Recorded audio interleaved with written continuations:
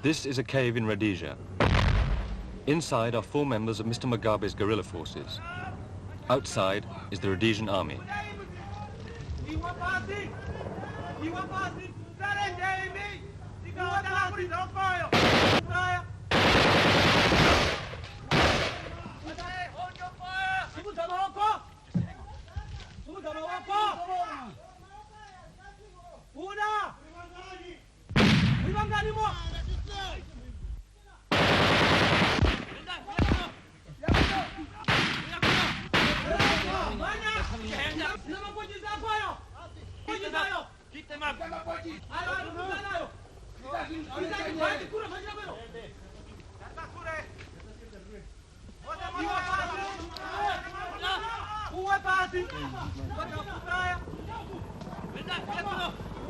Okay, so we're just dragging a dead crew out at the moment. Give us 5 minutes for that, and let's say another 10 to get the 3 captures plus an escort into the LZ, and then you can send the chopper. It'll take 15 minutes from now. The Rhodesians claim to have the finest army in the world. This is an exaggeration. It is, however, the most unusual and possibly the most efficient counter-guerrilla force operating today.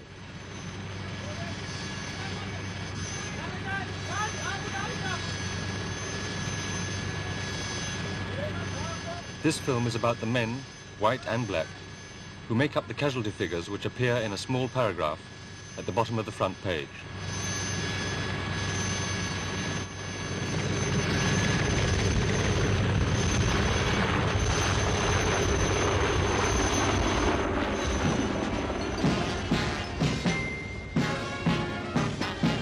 The Rhodesian army is tiny. At any one time, it has no more than 20,000 men on the ground.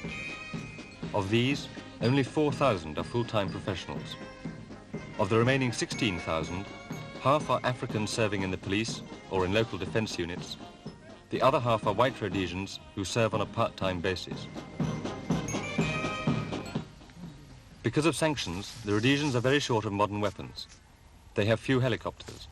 Their aircraft are old and outdated, and much of their equipment is locally made. Their country is 1.5 times the size of Britain. Most of it is rugged and sparsely populated. They have nearly 2,000 miles of hostile border. Because of the equipment shortage, this vast area is patrolled by men on foot. They are faced with between 7,000 and 8,000 guerrillas inside the country and a further 15,000 to 20,000 outside. By all the normal military equations, the Rhodesian army should have been defeated several years ago. That it is still more or less in control of the situation reflects not so much on the Rhodesians as on the competence of their enemy. Come on, come on, come on, come on! Of the 20,000 men on the ground, 50% are black. But in the small regular army, that proportion rises to nearly 80%. Come on, quickly! Blacks join up in the main for economic reasons, and there are always more potential recruits than the army can actually handle. Thus, the recent announcement by the Rhodesian government of the introduction of black conscription can be best interpreted as a political gesture.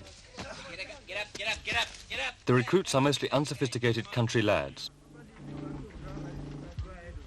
Roger, I'll be in your area at figures 5 minutes to come and pick you up. Roger, Kabe.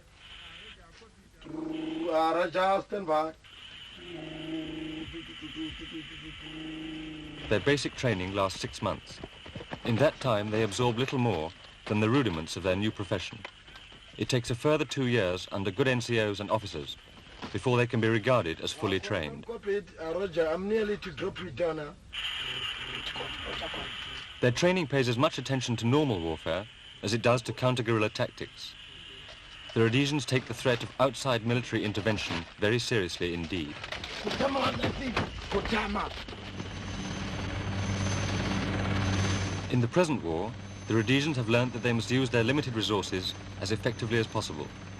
Most of their helicopters and their best troops are concentrated into 4 mobile strike units around the country, 2 black and 2 white. These are called Fire Force. This is a Fire Force base. For weeks at a time, it is home for the men stationed here. Their job is to stand by to assist other units in their area in the event of a contact with the guerrillas or a sighting by an observation post. A Company, 2nd Rhodesian African Rifles, has had a very successful record. In a 3-month period, it accounted for over 100 guerrillas killed for the loss of only one man. The company commander spent 22 years in the British Army. For the last 3 years, he has served in Rhodesia. His officers are all in their early 20s. I went to the DZ to pick up the parents. The commander is a typical fighting soldier, intensely loyal to his men, who in turn are utterly devoted to him.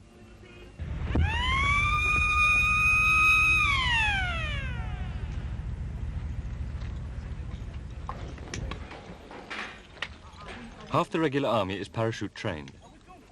The manner and the extent to which the Rhodesians employ paratroops is unique in the history of warfare. Since the war began, there have been some 10,000 operational jumps.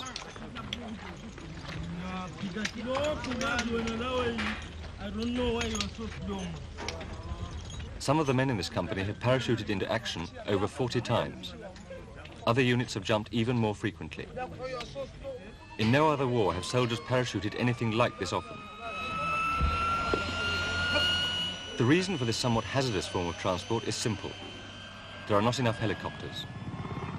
A fire force unit has only 4 or 5. One is for the company commander, from which he controls the battle on the ground. The others carry only 4 men each. Thus a maximum of 16 men can be deployed at any one time by helicopter. With the paras, the total force amounts to little more than 35 men. There are over 100 men in the company, and they are therefore deployed in rotation. The officers, however, are sent out on every call.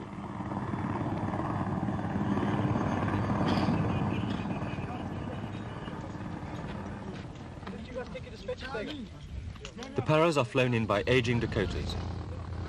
Some of these aircraft first saw service in World War II. One Dakota has been repainted so often that because of the extra weight of paint, it can no longer carry a full load.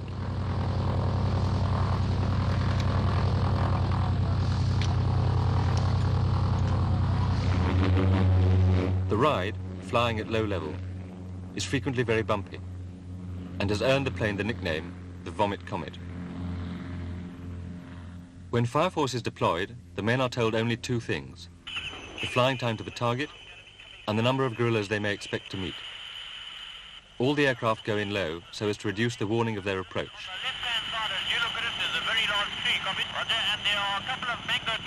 They are talked onto the target by the patrol who have spotted the enemy. Speed is vital. As soon as the guerrillas are aware of what is happening, they disperse into the thick bush and either try to escape or simply hide. As the first chopper comes into land, an airstrike is put in on the suspected guerrilla position. The troops are landed as near to the target as the terrain will allow. They are either dropped off in sticks of 4 men each, all round the area, or, as in this case, together.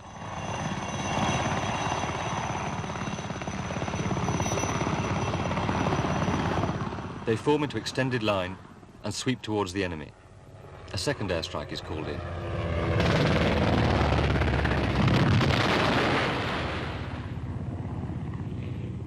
The paras fly in at a height of between 400 and 500 feet. They are dropped on the nearest available piece of open ground.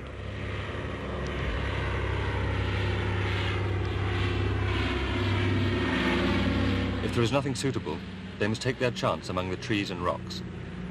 The injury rate can sometimes be quite high.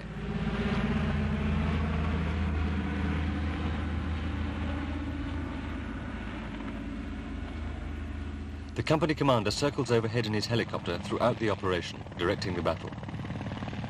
The helicopter troops have found 3 girls who were living with the guerrillas. They say there are 10 guerrillas in a camp at the top of the hill. The ridge directly to my south where I was stopped. The men take the girls with them to show them the way to the camp.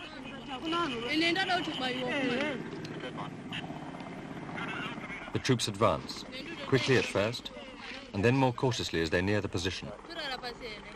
Every safety catch is on fire, every finger is on the trigger. Whoever sees the other man first in this war lives. They find the camp But as expected, it is deserted.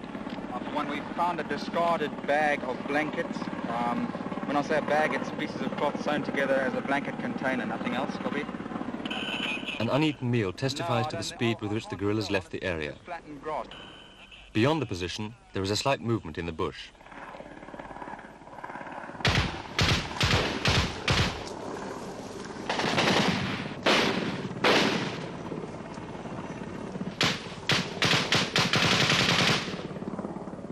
A man has died. On the other side of the hill, the Paras have hit trouble.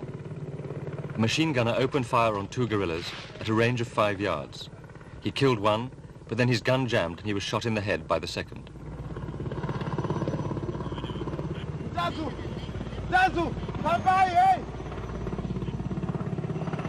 The man helping to load the body onto the helicopter is Richard Sissel. My partner in making this film, he was killed a week later.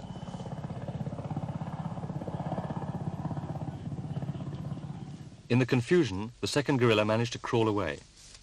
The Paras go after him and catch a fleeting glimpse in the distance.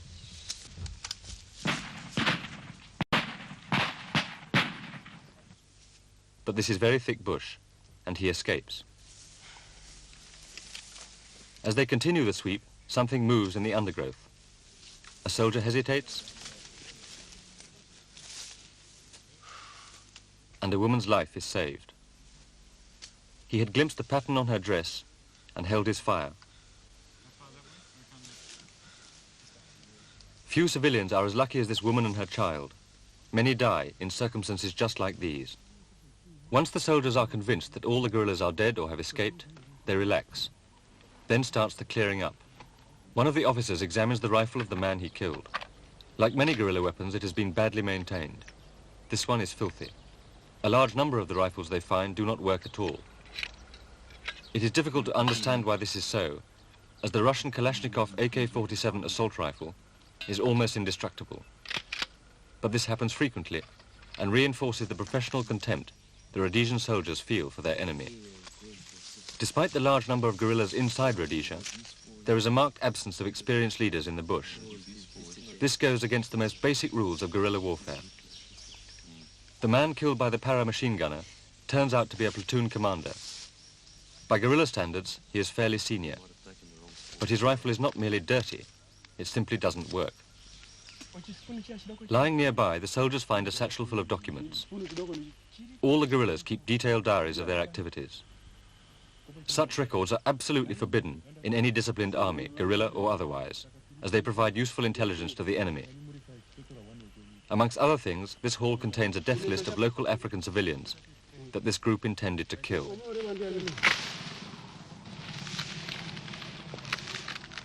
Elsewhere, the soldiers are making a space for the helicopters to land.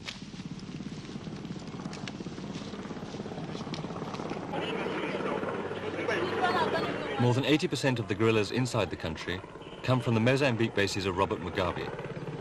Some of his men have operated in the Rhodesian bush for as long as 2 years, living off the land and all but out of touch with their commanders. The Rhodesians claim to have killed some 6,000 of them inside the country since the war began. That figure is accurate. What is less certain is the number killed in raids into Mozambique and Zambia. The lowest estimate is 3,000, but many put it as high as a further 6,000. Once the clearing up is over, the choppers return to pick up the soldiers. Today they have an extra load. The girls will be taken for questioning and then be released.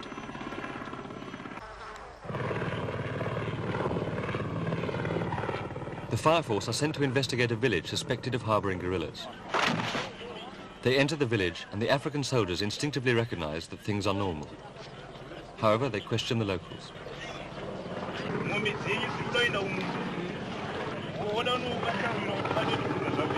The penalty for assisting the guerrillas is imprisonment. The penalty for assisting the army is possible death at the hands of the guerrillas themselves. The position of unarmed civilians in a country torn by war is never enviable. The headman is taken away for questioning.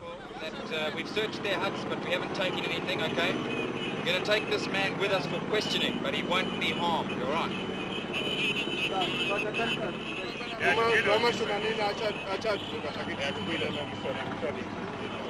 better tell these people that he will be back with them within the next few days. Next few days he'll come down. Yeah, well, at the moment our guys are getting into the LZ and the ones running in the middle have been sorting out. Okay, you must just come with me, all right? For the men of Fire Force, the war is relentless. Day after day, they leave the security of their base and fly into action. The kill ratio of the Rhodesian security forces operating inside the country is roughly 10 to 1. This includes men killed by landmines, in road ambushes, and those serving in low-grade defense units. However, these figures can be somewhat misleading. In straight fighting with their regular companies, the Rhodesians kill, on average, 60 or 70 guerrillas for the loss of every man. The men of this fire force have also fought inside Zambia and Mozambique. There, where the enemy is concentrated in large numbers, the end result has often been little short of wholesale slaughter. In this type of operation, the paras drop from 400 feet. Other specialist units often jump from 20,000 feet at night. The Rhodesian SAS employ the latest freefall techniques when raiding across the border.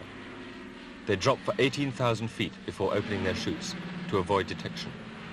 Inside Rhodesia, there is no need for stealth, as the helicopter troops have already gone in. Once on the ground, the paras regroup as quickly as possible and advance towards a small collection of huts a few hundred yards away. Near the huts is a suspected guerrilla position, and an airstrike is called in.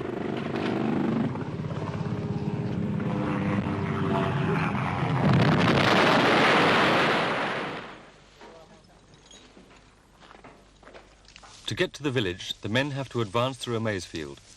They move, as usual, in extended line, knowing that at any moment they may meet the enemy at a range of 4 or 5 yards. The guerrillas are lying hidden. The soldiers are walking upright, completely exposed to fire. Against a competent enemy, this will be suicide. Meanwhile, the helicopter troops are advancing on the guerrilla position nearby. The mixture of fear and self-control shows clearly as they move forward.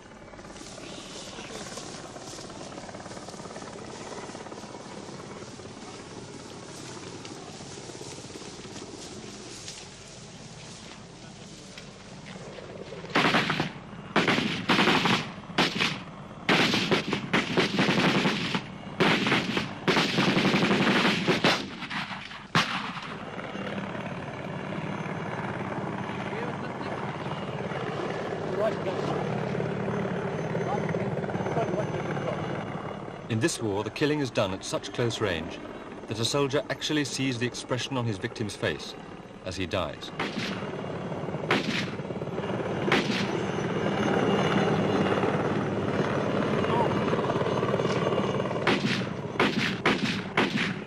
A guerrilla dies.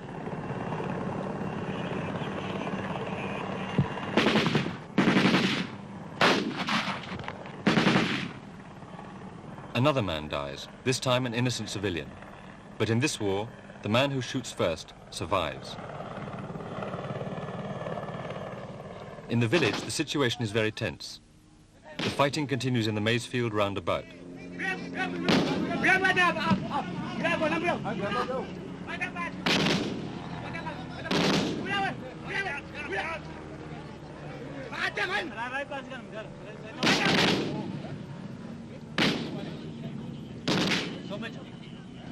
There is an unusually large number of healthy young men in what is a small family kraal. Guerrillas often wear 2 sets of clothing, so the young men are stripped and checked.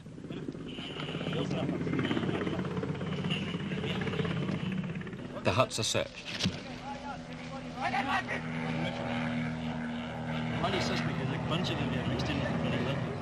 Although the soldiers come from exactly this sort of village background, they have little sympathy for those they suspect of harboring guerrillas. Since the war began, over 100 black soldiers have been murdered by guerrillas while visiting their families in their tribal homes. Nor are their families safe.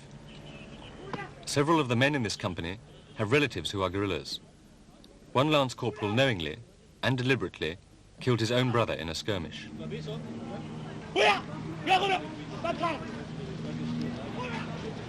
The soldiers find definite evidence of a guerrilla presence. Every hut is stripped, and they unearth a first aid kit.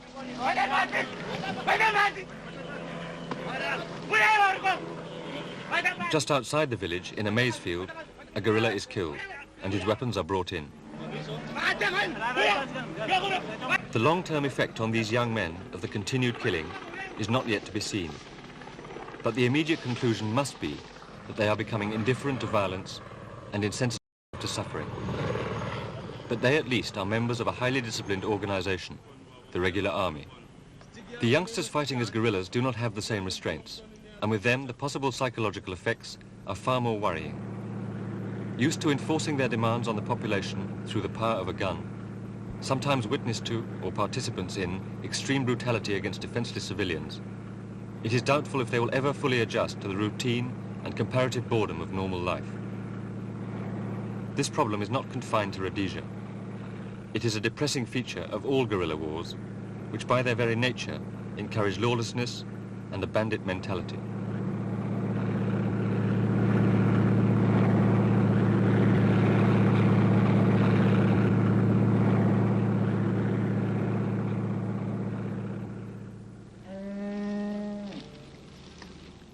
As the men pack up their parachutes for use on another day, they can think only of the present. Tomorrow they may not number amongst the survivors. And indeed, shortly after this, the young para-officer was shot in the throat and killed.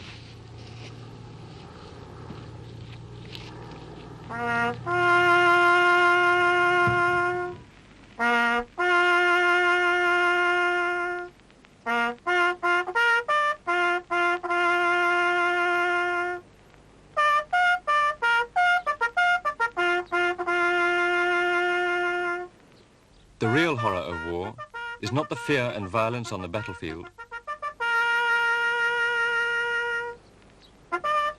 It is the anguish of those left behind and the agony of those who survive as physical or psychological cripples. It is the appalling waste of brave and the destruction of dreams which all of us share.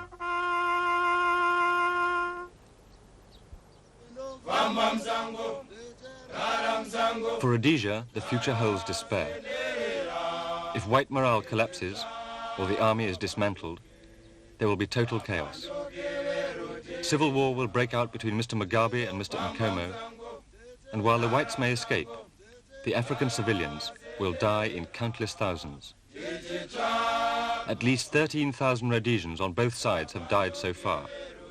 That figure could fade into insignificance.